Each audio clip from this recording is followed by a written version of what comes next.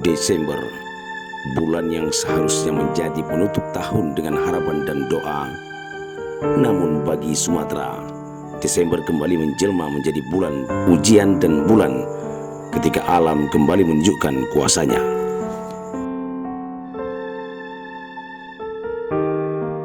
Bencana dahsyat melanda sejumlah wilayah di Sumatera. Aceh kembali menjadi salah satu yang paling merasakan dampak dari bencana tersebut.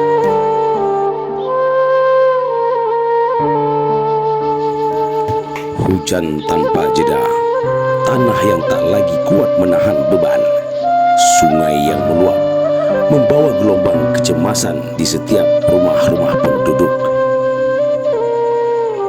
Banjir dan tanah longsor datang tanpa kompromi. Hampir di seluruh pelosok kabupaten kota di Aceh, air bah menerjang menyisakan luka, ketakutan dan ingatan kelam.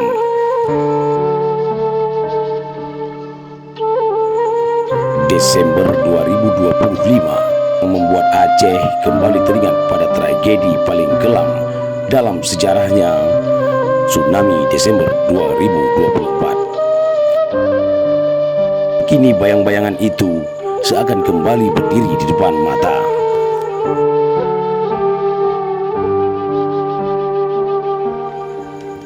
Aceh Tamiang mengalami kerusakan paling parah. Air bah menelan desa-desa, menyapu pemukiman, dan memaksa ribuan keluarga mengungsi dengan hanya membawa pakaian di tubuh.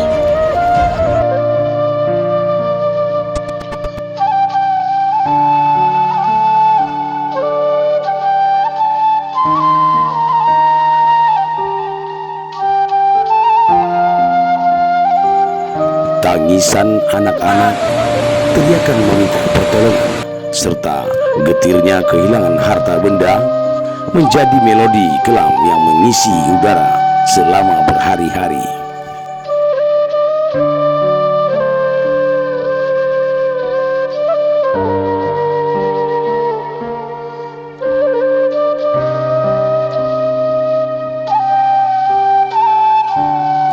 Sementara itu, di belahan barat Aceh, bencana membawa dampak lain. Bencana bukan hanya banjir, bukan hanya longsor, tetapi isolasi. Sejak 27 November, warga Aceh Barat hidup dalam kegelapan. Listrik padam, internet lumpuh, hubungan dengan dunia luar nyaris terputus total. Gas LPG langka, BBM melonjak mahal, dan dalam 3 pekan terakhir, masyarakat hidup dalam ketidakpastian, dalam kecemasan yang tak pernah reda. Malam-malam panjang tanpa cahaya, tanpa informasi, tanpa kepastian. Kapan keadaan akan pulih, yang mereka punya hanyalah doa dan harapan. Di tengah segala keterbatasan, pemerintah Aceh Barat bergerak semampu yang mereka bisa, berupaya menetralkan keadaan, menyalakan kembali semangat yang mulai hidup, dan memastikan setiap jangkal wilayah tersentuh bantuan. Relawan, TNI Polri, pejabat daerah, semua turun ke lapangan, menyusuri desa, melewati jalan-jalan rusak, membawa bantuan satu persatu.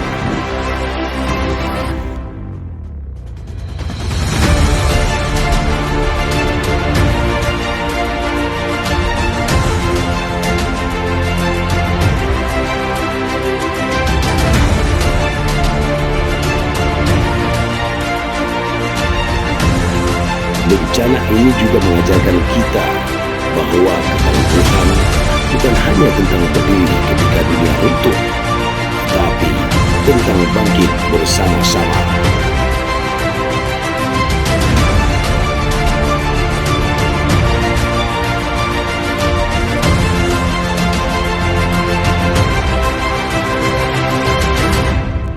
tengah duka yang menyelimuti Aceh,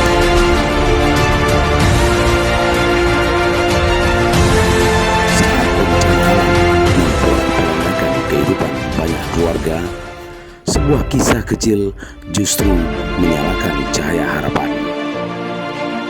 Dia hanyalah seorang bocah tanpa jabatan, tanpa kekuasaan. Namanya Ibrahim. Di rumah sederhana, Ibrahim memecahkan celengan tabungannya. Uang yang ia kumpulkan dari sisa uang jajan hari demi hari bukan untuk mainan, bukan pula untuk kesenangan pribadi, melainkan untuk membantu para korban bencana alam di Aceh. Ia bersama adiknya menyewa sebuah becak lalu menuju ke salah satu pasar tradisional di pusat kota Maulabo. Sesampai di pasar, ia pun membelanjakan sejumlah sembako. Sembako yang telah ia beli lalu ia sumbangkan melalui posko penanggulangan bencana alam Macan Asia untuk diserahkan kepada korban bencana alam di Aceh. Oh, Masya Allah, jadi kerasnya. Kabar tentang Ibrahim pun sampai kepada Bupati Aceh Barat, Tarmizi SP. Dengan penuh haru, Tarmizi mengapresiasi jiwa kemanusiaan yang tumbuh begitu kuat dalam diri seorang anak kecil. Oh, dia ke rumahnya.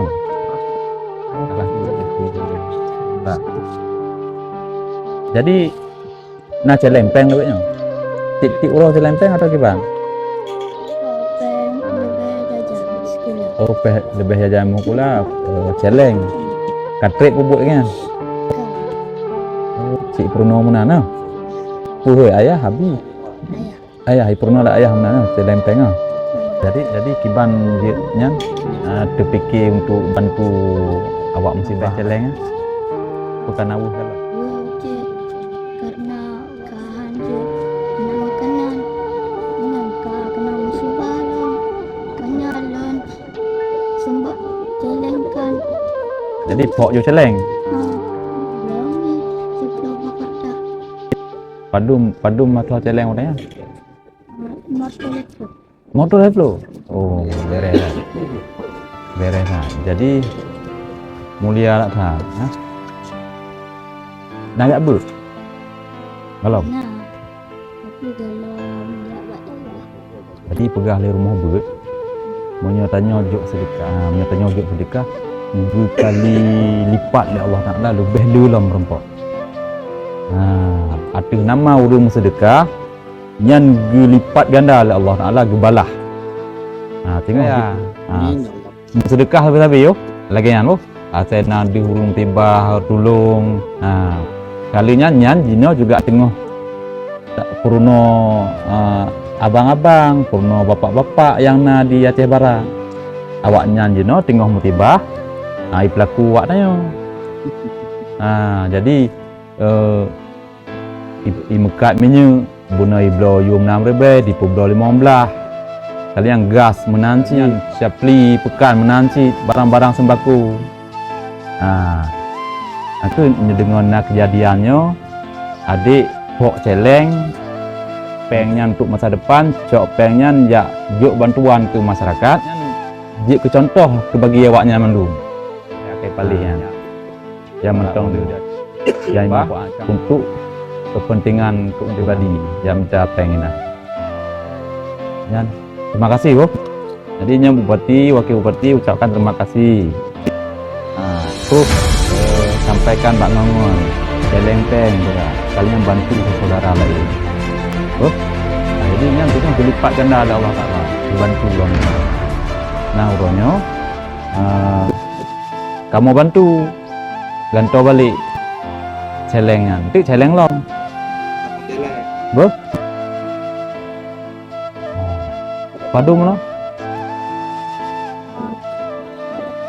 Oh.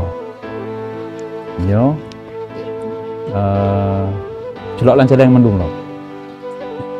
Toh, nyo langsung gelipat balasan, tidak masalah. Wah, terima kasih banyak. Didampingi Wakil Bupati Nama Said Fadil, Ibrahim. orang nomor 1 di Aceh Barat itu pun menyerahkan sejumlah uang sebagai pengganti celengan yang telah disumbangkan Ibrahim.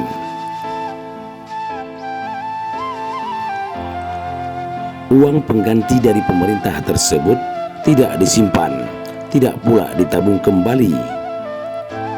Dengan uang itu, Ibrahim justru membeli sembako, beras, minyak goreng, dan kebutuhan pokok lainnya.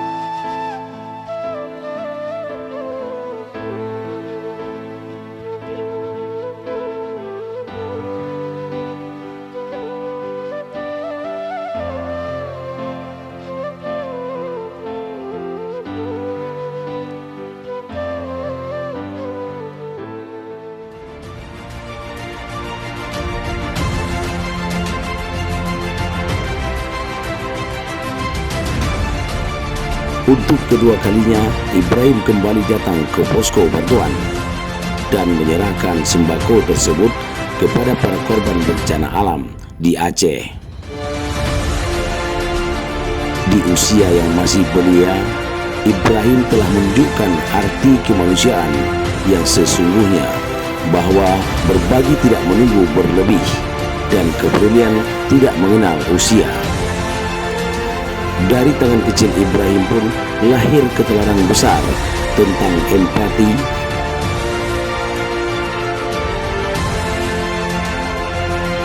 dari tangan kecil Ibrahim lahir keteladanan besar tentang empati, pengorbanan, dan harapan yang tumbuh di tengah-tengah bencana.